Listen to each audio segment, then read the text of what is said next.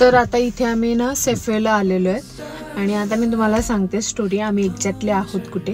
तर आज आम्ही कॅल्गरीमध्ये नाही आहोत, आम्ही आलेलो आहोत व्हॅन्कुव्हरला. तर आम्ही दुपारीच लँड झालो आणि एअरपोर्टच्या बाहेर आल्यानंतरच आम्ही ऑलरेडीच म्हणजे कार बुक केली होती 2 दिवस आधी.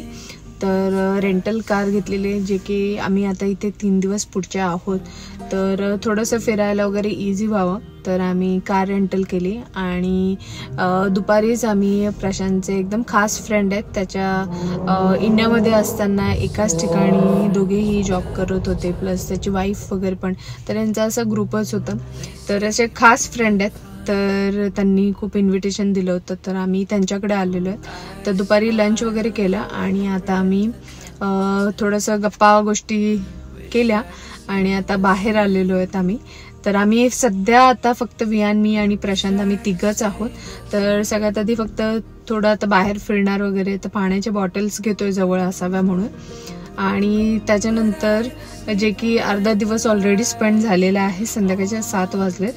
तर म्हटलं इथे व्हॅन्कुव्हरमध्ये जे काही फेमस जे काही स्पॉट्स आहेत तर ते एक्सप्लोर करावे. तर आता आम्ही इथे आलो आहेत आणि मी दुपारी जेवलेली नाही आहे. चिकन बनवलेलं तर मी खात नाही.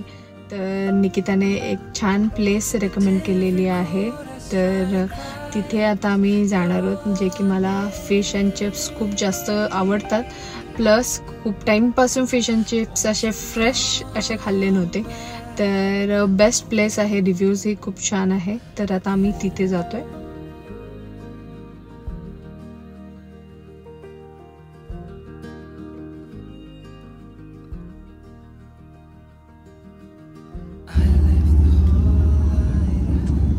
सो स्टीव्हसनला आल्यानंतर ना बरेचसे तुम्हाला फिश अँड चिप्ससाठी रेस्टॉरंट्स दिसतील. तर त्यापैकी पाजोज जे आहे हे पाण्याच्या मध्ये रेस्टॉरंट होतं. तर तुम्हाला खाली जाऊन तिथे ऑर्डर वगैरे करायचं आहे आणि सर्विंग घेऊन तुम्हाला वरती हवं तर तुम्ही बसू शकता. म्हणजे इतकी छान वाईब होती, ओशनचा असं व्ह्यू आणि सगळं म्हणजे इतक्या छान व्ह्यूमध्ये खायला एक वेगळीच वाईब होती. आणि वेदर तर एकदम अमेझिंग होतं, खूप मस्त वाटलं.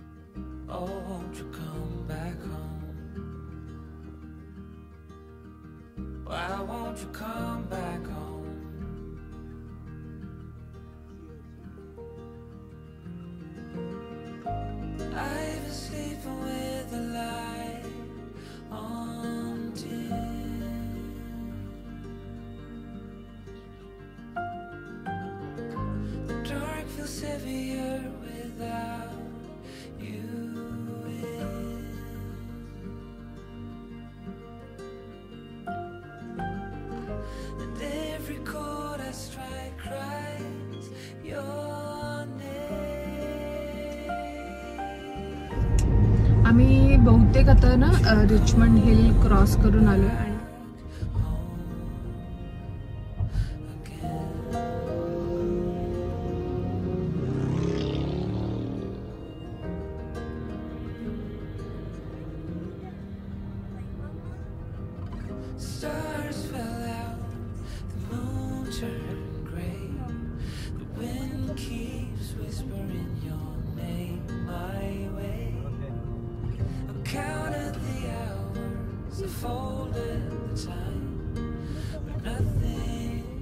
हे सगळं असं बघितलं ना, वॉटर आणि बोट्स वगैरे, तर एकदम टोरंटोचीच आठवण येते. टोरंटोला सेम असा हार्बर फ्रंटला एक्झॅक्टली अशाच काइंड ऑफ व्ह्यू होतं.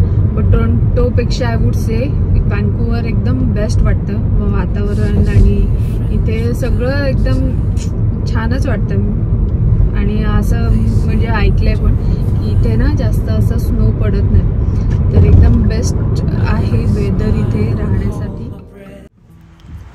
आता आम्ही इथे व्हॅन ड्युसन बॉटनिकल गार्डनमध्ये आलो आहे. आणि गाडी पार्क केलेली आहे. इथे आतमध्ये आल्यानंतर कळलं की गार्डन इतकं मोठं आहे की या गार्डनमध्ये वेडिंग वगैरे पण होतात आणि आत्ता सध्या इथे पाठीमागे आतमध्ये वेडिंगसुद्धा चालू आहे. आणि पिक्चर्स वगैरे तर मी याच्यावर बघितले आहेत गुगलवरती, खूप सुंदर वाटतात. तर आता आतमध्ये जाऊन बघूया. आणि बाय द वे आता वाजत आले 8:30. इतक्या लेट आम्ही आलोत. बट आता सध्या समर चालू आहे तर उजेड रात्री 10-10:30पर्यंत आरामात असतं, तर काही तसा प्रॉब्लेम नाही. आणि गार्डन पण रात्री 10 वाजेपर्यंत ओपन आहे. सो बराच वेळ आहे आमच्याकडे. तर आता गार्डनमध्ये पण बघतो कोणकोणते फ्लावर्स आहेत, काय काय वेगवेगळे झाडं आहेत ते सगळं.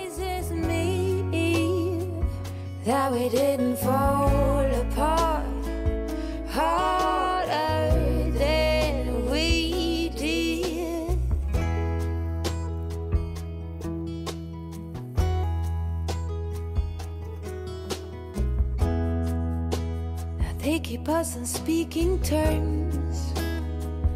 We grow and we learn. I have no regrets, only forgets. Oh, a big thank you to life for giving us sand. So आम्ही व्हॅन ड्युसन गार्डनमधून निघालो आहेत आणि आता जातो आहे कॅनडा प्लेसला, जे वँक्युव्हर डाऊनटाऊनमधलं एकदम आयकॉनिक वॉटरफ्रंट स्पॉट आहे.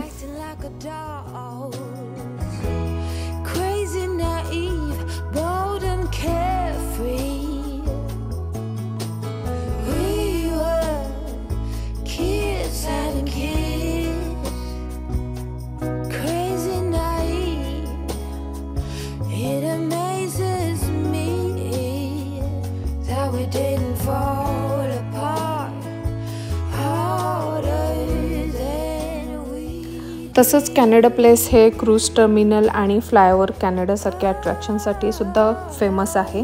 अलास्काला जाणाऱ्या जेवढ्या काही क्रूजेस आहेत त्या इथूनच त्यांचं टर्मिनल आहे. आणि त्याचसोबत बरेचसे इव्हेंट्स लाईक फायरवर्क्स आणि लाईट शोज वगैरे असे जे काही डिस्प्लेज आहेत हे सिजनली इथे होत असतात. जसं की उद्या कॅनडा डे आहे तर उद्या इथे डेफिनेटली फायरवर्क होणार आहे.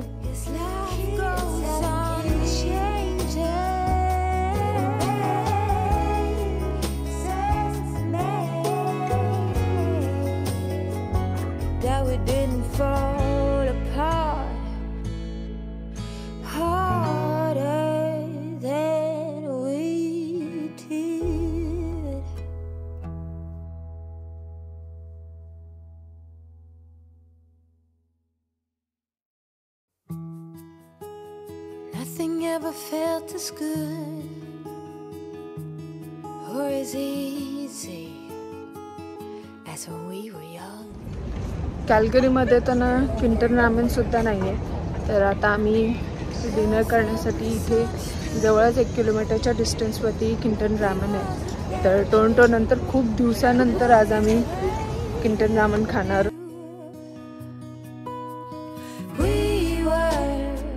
Just children acting like a dog.